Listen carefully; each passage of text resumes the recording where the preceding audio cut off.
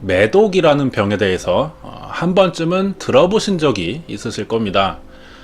최근에 다뤘던 내용 중에 하나인 그 밤의 대통령이라고 불리던 미국의 마피아 알카포네와 수많은 유럽의 예술가들이 이 매독에 걸려서 사망을 했죠. 매독은 15세기 유럽에서 처음 발견된 성병의 종류로 심한 고통을 유발하고요. 일단 걸리게 되면은 목숨을 잃게 될 확률이 굉장히 높은 무서운 질병 중에 하나가 됩니다.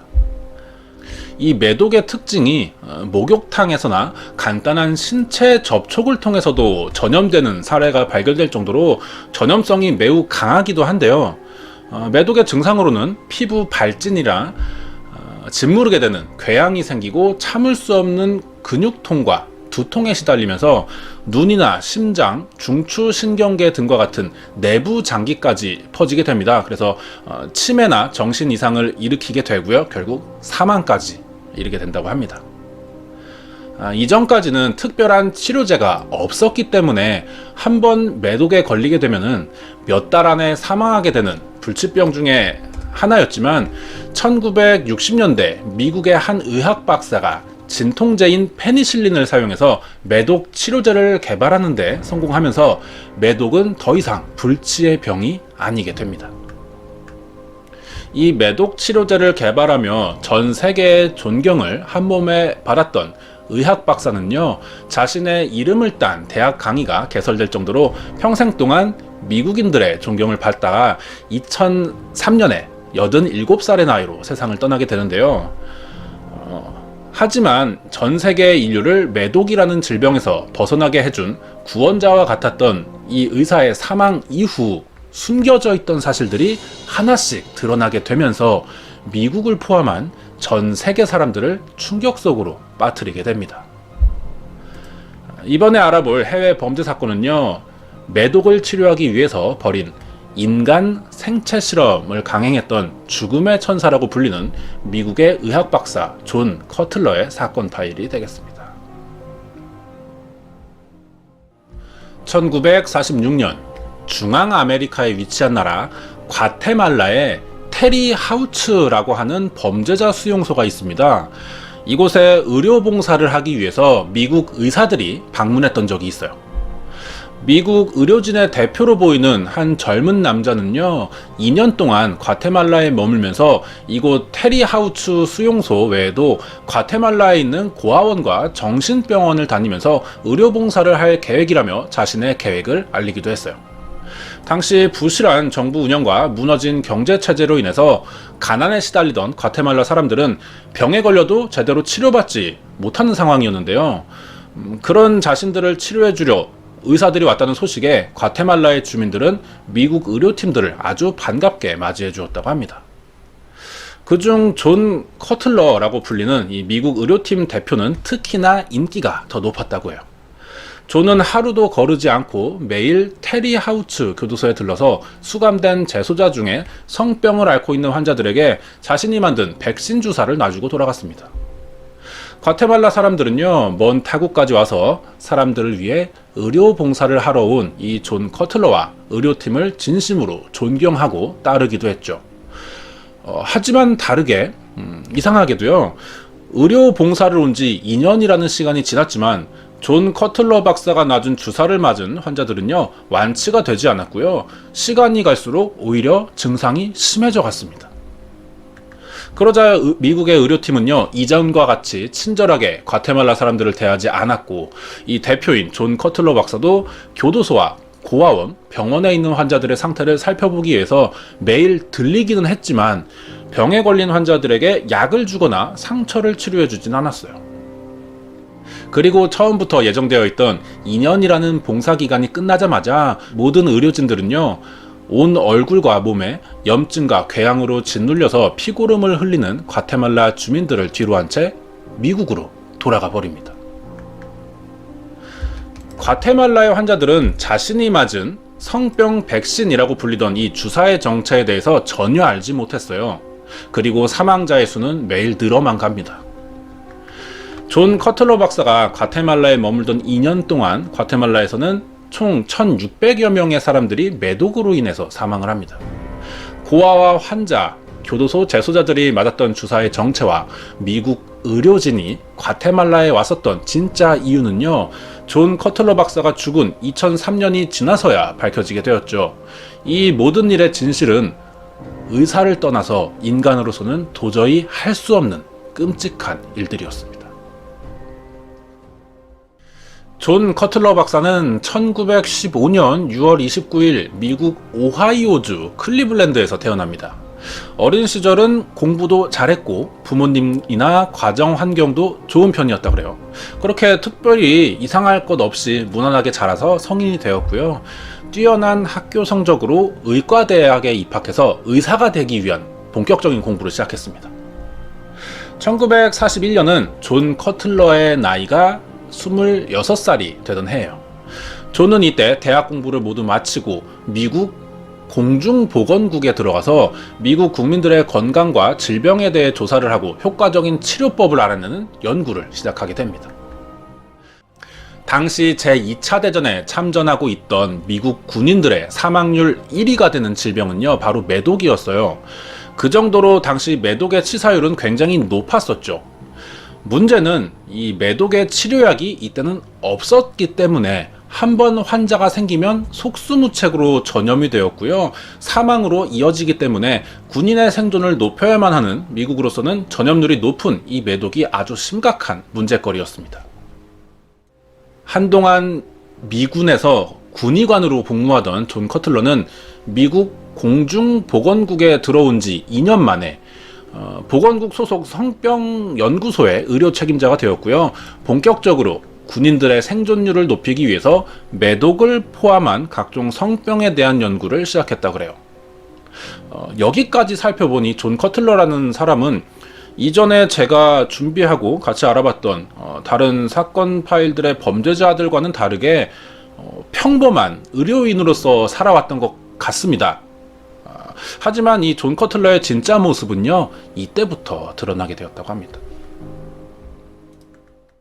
1943년 존 커틀러는 성병에 대해 더 깊게 조사할 필요가 있다는 생각에 미국에서 연구하기 좋은 적당한 지역을 물색하기 시작합니다. 그렇게 선택된 지역이 이미 11년 전부터 미국 공중보건국에서 매독에 관한 연구가 진행되고 있었고, 매독으로 인한 사망률이 가장 높은 엘라베마주의 터스커기 지역이었어요. 존 커틀러는 당장 짐을 꾸려서 이 터스커기로 이동을 합니다. 그곳에는 가난해서 치료를 제대로 받을 수 없던 수십 명의 매독 환자들이 존을 기다리고 있었죠. 이 지역의 대다수 주민들은 흑인들이었다고 합니다. 존은 터스커기에 도착과 동시에 주민들에게 무료로 건강검진을 해주겠다면서 자신을 찾아오라는 광고를 했고요. 존의 보건소 사무실은 매일 치료받기 원하는 환자들로 줄을 섰습니다. 존은 나쁜 피를 빼주겠다라는 치료제라는 이름으로 작은 약병에 들어있는 약을 환자들에게 매일 투여했다 그래요. 문제가 이 약의 정체였습니다. 존 커틀러가 환자들에게 치료제라고 속이면서 놔줬던 주사의 정체는요, 평범한 아스피린과 철분제였어요. 아스피린과 철분제는 이 환자들에게 아무런 효능을 발휘하지 못하는 약이었습니다. 알고 보니 치료를 하지 않을 때 매독이 사람들에게 어떤 영향을 끼치는지를 관찰하기 위해서 일부러 환자들을 치료하지 않고 있던 거였죠. 심지어 매독 연구에 필요하다면서 환자들의 뇌 척수액을 마취도 없이 채취하는 일도 있었어요. 뇌 척수액을 채취하려면요, 척추뼈 안까지 주사를 놔야 돼요. 그래서 그 안에 수액을 뽑아내는 겁니다. 현재의 의료 기술로도 척수액 샘플 채취는 45분 정도가 걸린다 그래요. 그 당시라면 더 긴 시간이 필요했을 텐데 이러한 과정을 아무런 마취 없이 한다는 것은 굉장히 비인간적인 연구라고 볼 수가 있죠. 더구나 존 커틀러는 자신의 이런 비정상적이고 비윤리적인 의료 연구 진행을 넘어서 절대로 해서는 안 되는 행동까지 벌입니다. 이 터스커기 주변 지역에서 병원을 운영하고 있는 의사들과 보건소에 공문을 보냈어요. 터스커기에서 자신이 벌인 생체 실험에 참여한 흑인들이 만약 다른 병원에 갈 경우 치료를 해주지 말고 그냥 돌려보내라 라는 요구를 했던 거죠. 의사들에게 왜 이 환자들을 치료하면 안 되는지는 설명해주지 않았습니다. 하지만 실험 이후 환자들의 상태를 지켜보려는 목적이었다라는 것은 누구나 알 수 있는 사실이죠. 이렇게 아무것도 모른 채 존 커틀러에게 무료로 건강검진을 받은 터스커기의 흑인들은 병을 치료받기는커녕 존 커틀러에 의해서 다른 병원에서의 치료까지도 불가능하게 되어버렸죠. 그리고 존 커틀러가 그곳에 머문 2년의 시간 동안 400여 명 이상의 주민들이 추가로 사망하게 됩니다. 이렇게 미국의 한 지역 주민을 상대로 매독 관찰과 생체 실험한 결과를 가지고 돌아왔습니다. 그렇게 매독 치료제를 만들기 위해서 연구에 집중했었지만 이 터스커기의 주민들만 가지고 실험한 자료로는 부족하다는 생각이 들었나봐요. 그래서 결국 1946년에 미국 정부의 지원을 다시 받습니다. 그래서 다시 연구진을 꾸렸고요. 과테말라로 이동하게 됐던 거죠. 그리고 과테말라의 테리 하우츠 교도소를 찾아간 존 커틀러는 교도관들에게 큰 돈을 쥐어주면서 이곳에 수감 중인 죄수들을 자신의 연구를 위한 실험 대상으로 사용하겠다라는 약속을 받아냅니다. 존 커틀러의 과테말라 인체 실험의 과정은 이러한 방식이었어요. 먼저 미리 매수해둔 수십여 명의 직업 여성을 데리고 테리 하우츠의 교도소를 찾아갔습니다. 그리고 죄수들에게 이 여성들과 자유롭게 성관계를 해도 좋다라는 지시를 내렸죠.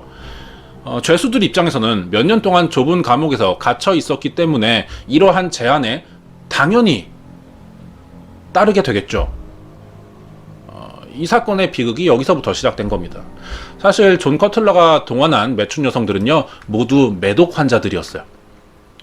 그렇게 테리 하우츠의 죄수들은 자신도 모르는 사이에 매독 복균자가 되어버린 겁니다. 존 커틀러는 연구에 필요한 매독 환자를 확보하기 위해서 이미 감염된 환자를 치료하고 연구하는 것이 아니라 감염자를 만들어내서 연구했다는 거죠.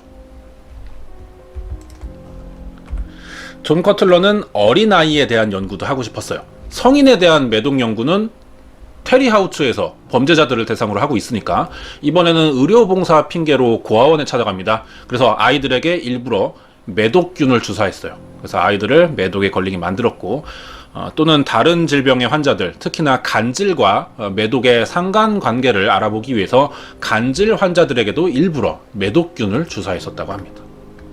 이렇게 본인도 모르는 사이에 살아있는 인간 생체 실험의 재료가 된 과테말라 주민들의 수는 5천여 명에 달했고요. 그중 1,600여 명은 실제로 매독에 걸려서 평생을 각종 합병증과 후유증으로 고통받으면서 살아야만 했죠. 그리고 존 커틀러는 자신의 인체 실험으로 인해서 피고름을 흘리며 고통받는 사람들을 뒤로 한 채 그동안 실험해온 수천 장의 기록들만을 가지고 미국으로 돌아가 버립니다.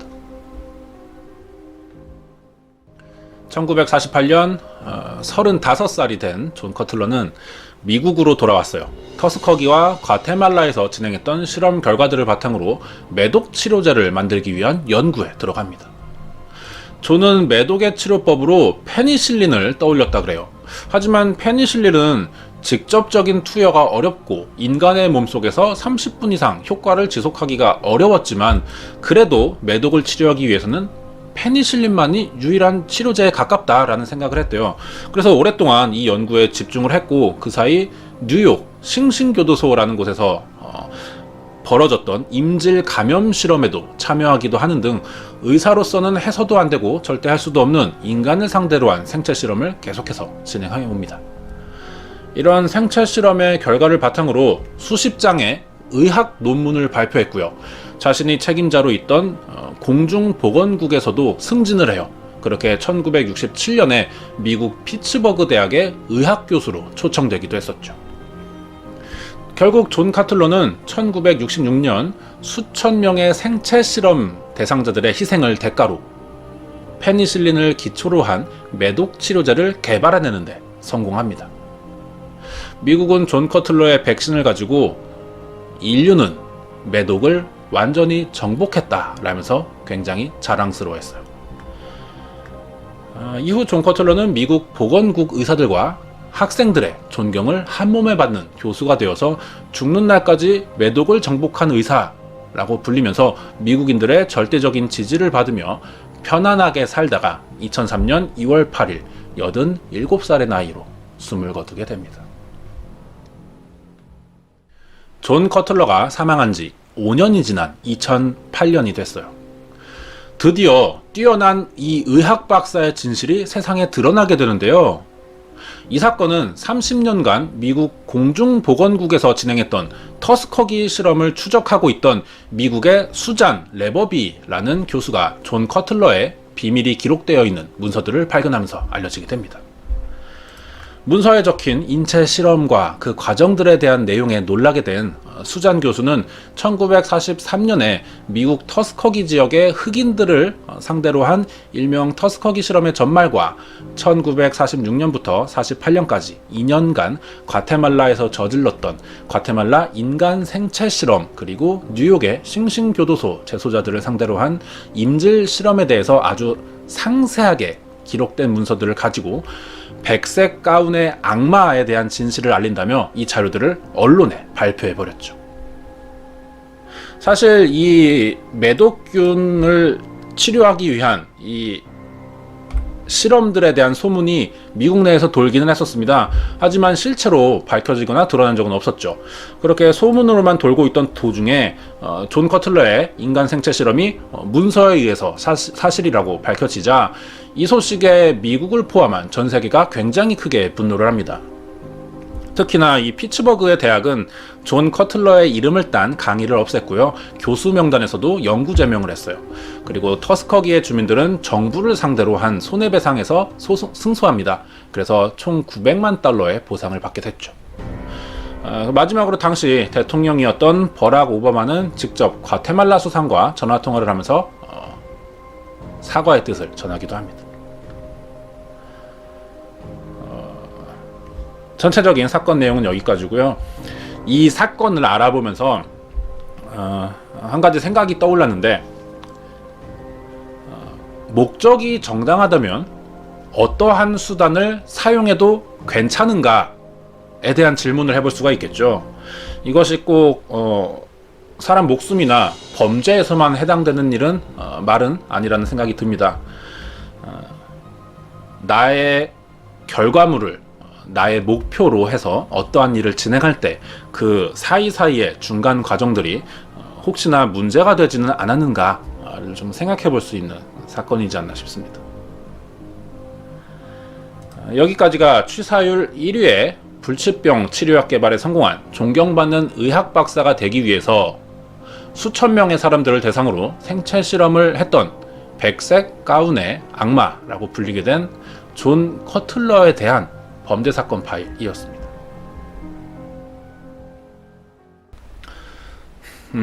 그동안 알아본 이 범죄 사건 중에 유독 의료직에 종사하면서 연쇄살인을 저질렀던 그런 경우들을 꽤 많이 봐왔죠.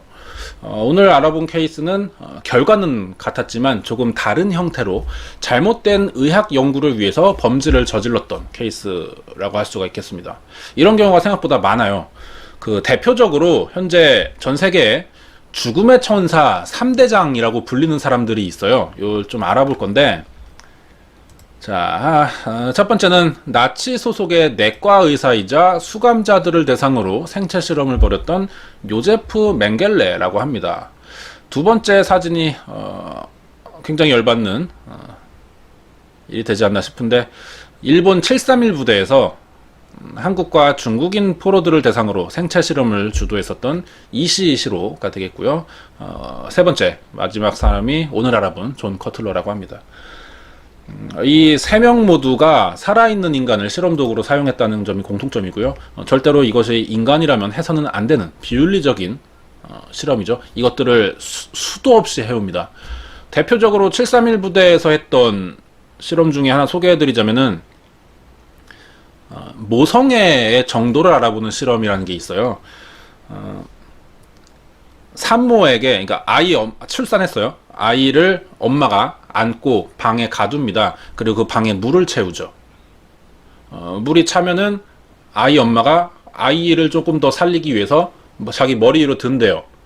하지만 정작 자기 가 잠기게 되고 숨을 못 쉬게 되고 극한의 상황이 오면 아기를 밟고 올라선답니다. 아이 엄마가. 그게 어느 정도의 고통일 때 그런 식으로 되는지를 굉장히 비윤리적이다라고 할 수가 있죠. 굉장히 어떤 그 연구라는 이름으로 엄청난 숫자의 사람들이 이 장난질에 목숨을 잃었다라고 생각할 수가 있죠. 그리고 이 세 명의 공통점이 또 하나 있어요. 현재는 이 세 사람 다 벌였던 생체 실험이 범죄로 판결이 나 있지만 사실 이 세 명은 모두 다 생전에 죗값을 치르지 않았습니다. 정말 곱게 오랫동안 살다가 전부 생을 마감했다 그래요. 굉장히 이런 거 보면은 분하다는 생각이 들죠. 다음으로는 당시 그 과테말라에 존 커틀러가 갔을 때 이야기인데요. 나중에 다른 문서가 발견이 됐어요. 존 커틀러가 과테말라의 주민들에게 매독균을 주사하면서 자신의 연구 참가비에 대한 참여의 대가로 환자들에게 담배 한 갑씩을 줬다고 합니다. 그러니까 존 커틀러의 생각에는 이 과테말라의 사람들의 목숨이 담배 한 갑 정도의 가치로 봤던 거죠. 미국이 그렇게 호감 있는 나라가 되지는 않는 영상인 것 같아요. 오늘은 마지막으로 그 미국에 그 존 커틀러가 있었다는 공중보건국 로고예요. 터스커기 실험이 사실은 1972년 공중보건국의 직원인 피터 벅스턴이라는 사람에 의해서 이미 한 차례 터트려진 적이 있어요. 이 비밀이. 그래서 이때 일로 문제의 터스커기 실험이 중단이 되었었던 거고요. 아마 이 폭로가 없었다면 실험은 계속됐을 겁니다. 그리고 이 사건이 미국 의회에서 청문회까지 열리긴 했었어요. 그런데 그 당시에 그 연구에 참가했던 의사들이 하는 말이 전혀 자신의 잘못을 인정하지 않았고, 어차피 그 사람들은 가난해서 치료도 못 받고 죽을 사람들인데 그냥 죽을 바에야 의학 발전에 기여하고 죽는 게 낫지 않냐라는 굉장히 뻔뻔한 진술을 했었다고 합니다. 수잔 교수의 폭로는 두 번째 폭로였고, 이게 첫 번째였는데, 첫 번째 폭로가 있었고 청문회까지도 열지만 왜 그대로 일이 묻힌 채 두 번째 폭로가 있어야만 했냐면요, 이 당시 피터 벅스턴의 폭로가 있었을 때 이 공중보건국의 대표가 오늘 알아본 존 커틀러였습니다. 외력으로 막은 거죠, 사건을.